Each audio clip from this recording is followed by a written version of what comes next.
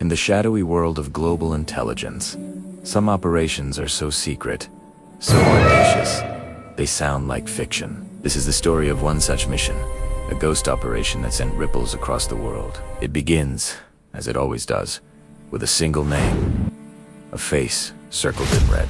In a secure room, buried deep within Mossad headquarters, screens glowed with satellite imagery, financial transactions, and intercepted communications. For months, analysts pieced together a puzzle, connecting disparate threads of information. They traced whispers in encrypted channels, followed phantom couriers across digital borders, and analyzed patterns of behavior that were almost imperceptible. The target was a high-value asset, a linchpin in a network that threatened global stability. He was brilliant, elusive, and protected by layers of security. Finding him was one thing. Reaching him would be another. The file was stamped, the mission approved. It was codenamed Operation Night Shadow, with the target identified. The next phase began. Preparation. This wasn't about simply planning. It was about forging a team into an unbreakable unit. In remote training facilities, under the cover of darkness, the selected operatives were pushed to their limits. They drilled for every conceivable scenario, their movements becoming instinctive, their communication reduced to subtle glances and hand signals. Every piece of equipment was meticulously chosen, customized, and tested. Weapons were calibrated for silent efficiency. Communication devices were encrypted with next-generation algorithms, and surveillance gear was miniaturized to the point of being invisible. They practiced entry techniques, extraction protocols, and evasive maneuvers until each action was second nature. The training was brutal, repetitive, and designed to strip away individual ego, leaving only a single, unified purpose. They were preparing not just for a mission, but for the chaos of the unknown, where a single mistake could be the last. The team was ready. The next step was to move the pieces onto the board without anyone noticing, under false identities, carrying forged passports that could withstand the most rigorous scrutiny. The agents dispersed. They traveled on commercial flights, blending in with tourists and business travelers. They landed in different European capitals, their arrivals staggered, their paths designed to appear random. From bustling airports, they melted into the urban landscape. They checked into nondescript hotels, paid in cash, and left no digital footprint. They moved through dark alleys and crowded subways, their faces unremarkable, their presence a whisper. Their only communication was through heavily encrypted short-burst messages. Surveillance began immediately, not on the primary target, but on his known associates and safe houses. The team was a ghost network, invisible but present, silently weaving a net across the continent, waiting for the signal to tighten it. Europe slept, unaware of the shadows gathering in its streets. Now, the hunt was on. The target was on the move, and the team shadowed his every step. The chase was a high-stakes ballet of surveillance and counter-surveillance played out in the crowded arteries of a major European city. Agents tailed the target's vehicle from unmarked cars, communicating routes and positions in coded language. On foot, they maintained a fluid perimeter, passing the lead from one operative to another in crowded markets to avoid detection. Every moment was fraught with tension. A sudden turn down an unexpected alley, a lingering look from a bodyguard. We need to move. A suspicious now. Local police patrol. Any of these could compromise the entire operation. Agents used miniaturized cameras to capture evidence from a distance, their hands steady despite the adrenaline. They followed the echo of the target's footsteps down darkened hotel corridors and listened from adjacent rooms. The city, shrouded in a persistent rain, became their hunting ground. Every reflection in a wet street, every shadow in a doorway, was both an opportunity and a threat.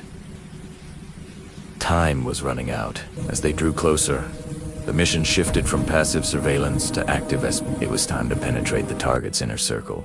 This was the most delicate phase, where social engineering and deception became the primary weapons. An operative, posing as a disgruntled financial courier, made contact with one of the target's lieutenants in a bustling cafe. A briefcase was exchanged, seemingly containing sensitive financial data, but it also held a sophisticated tracking and listening device. Another agent, disguised as a maintenance worker, gained access to the target's hotel suite for a fleeting moment, just long enough to plant a microscopic microphone. Fake identities were activated, creating credible backstories for shell company representatives and black market dealers who could approach the target's network. Coded messages were sent back to headquarters, updating the intelligence picture in real time. Every piece of information gathered was a new key, unlocking another layer of the target's defenses. The web of espionage tightened, leaving him increasingly isolated. Completely unaware, he was already caught. The intelligence was clear. The target was vulnerable for a brief window of opportunity.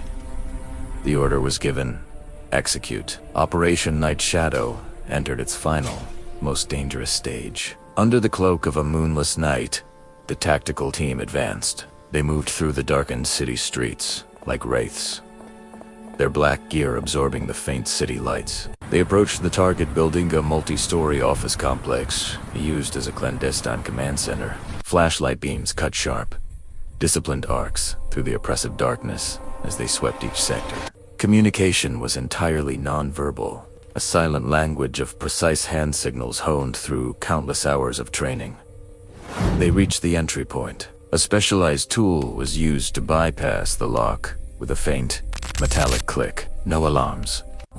They breached the door, flowing into the interior corridors like a single, dark entity. The cinematic interplay of blue light from their night vision and the warm orange glow of distant streetlights painted a scene of surreal tension. They were inside. The objective was just floors away. With the objective secured, the most critical phase began: extraction. There would be no second chances. While the primary team neutralized the target's operations, a secondary unit was already in motion. Erasing every trace of their presence, they moved with explosive speed. Documents were shredded, hard drives were wiped with thermite charges, and all proprietary equipment was recovered. The team extracted from the building and split up, disappearing into the labyrinth and back alleys of the city. A getaway car, waiting with its engine running, sped them away from the immediate area. Miles away, a nondescript helicopter lifted off from a private field, its silhouette briefly visible against the preyed-on sky before it vanished. Back in the scattered safe houses, the remaining agents packed up, destroying their fake passports and communication devices. One by one, they faded back into the anonymity from which they came. Before the city even woke up, before the first police siren wailed, the team was gone. It was as if they had never been there at all. The next morning, the world woke up to confusion and speculation. Initial reports were fragmented: a security breach, a mysterious incident at a private office building. But as intelligence agencies began to piece together the fragments, a different story emerged. Key nodes of a dangerous global network had gone silent overnight. Financial assets were frozen. High-level operatives had vanished without a trace. News headlines screamed with questions. Governments issued carefully worded statements, denying any knowledge while scrambling for answers behind the scenes. In Tel Aviv, the file for Operation Night Shadow was quietly closed. The red strings were removed from the map. The glowing screens went dark. For the agents involved, there were no medals, no public recognition. Their reward was the silence, the knowledge that a threat had been neutralized before it could fully bloom. The world might never know the full story of what happened on that rainy European night, but the quiet aftermath was a testament to the effectiveness of the ghosts who operate in the shadows, ensuring a safer world through invisible means. Thank you for watching. If you found this story compelling, don't forget to like, subscribe, and hit the notification bell for more deep dives into the world's most secret operations. We'll see you next time.